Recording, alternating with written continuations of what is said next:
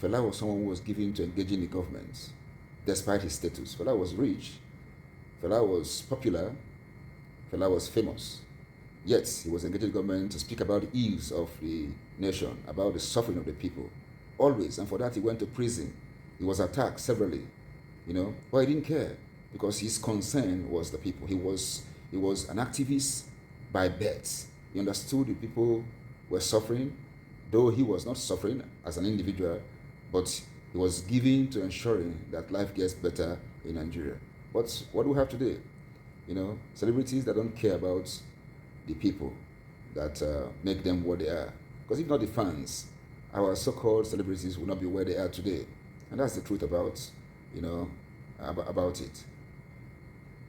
But it's amazing to see Nigerians, still celebrate their celebrities, despite knowing that they are selfish and they don't care about the suffering that people go through, in Nigeria.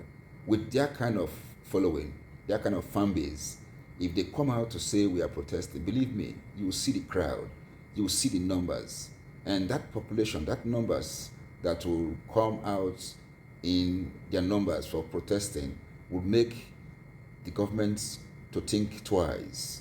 You cannot imagine them opening fire, where they see hundreds of thousands of people and see, sea of heads across in major cities in Nigeria.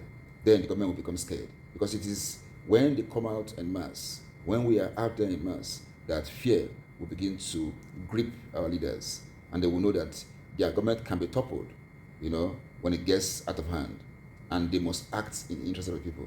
That is how it is the world over. Unfortunately, we don't come out to protest. So when we use certain persons that will come out in their 20s and perhaps not even up to 100, and you say they are protesting, how is that protestation? How is that effective to get people in power to begin to act out of fear of the implication of the protest because of the numbers of the people protesting?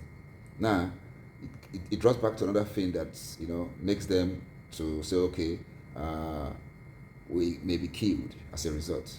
The problem is we fail to understand that if you are suffering, you're already dead.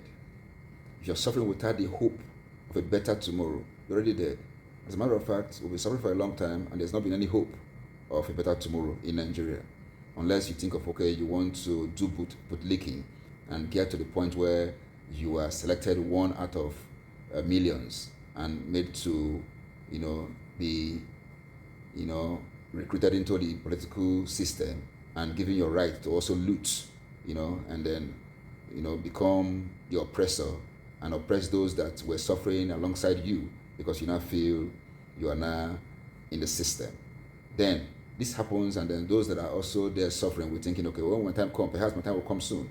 So there is this mentality that in no distant future, I may get into the system and I will be opportune to steal too, to loot and take my own share of the national cake. If this were not the case, believe me, people will come out and mass protest. People would not even contemplate the possibility of getting into the system to become part of the corrupt system and to continue in the oppression to subjugate and exploit people because they have been selected and made to be part of the political, class. Then you will see massive protests. You will see people engaging the government to call for change. You will see them, not getting so carried away with frivolities, issues that don't really matter. Whereas we've got issues that borders on governance, and engaging the political class, the government, to ensure that they can change the system and make it better